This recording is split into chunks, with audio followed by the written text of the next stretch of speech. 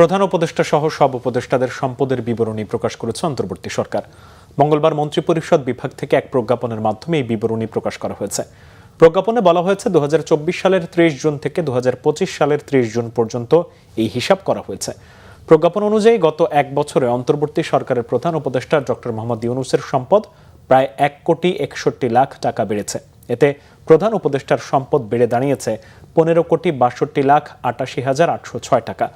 সম্পদ বিবরণীতে অন্তর্বর্তী সরকারের সাবেক উপদেষ্টা আসিফ মাহমুদ সজীব ভুঁইয়া ও মাহফুজ আলমের সম্পদের হিসাবও প্রকাশ করা হয়েছে প্রজ্ঞাপনে। ত্রয়োদশ জাতীয় সংসদ নির্বাচনে বিজয়ী দলের হাতে ক্ষমতা হস্তান্তরের মধ্য দিয়ে দায়িত্ব ছাড়বে অন্তর্বর্তীকালীন সরকার ও তাদের কর্মকর্তারা।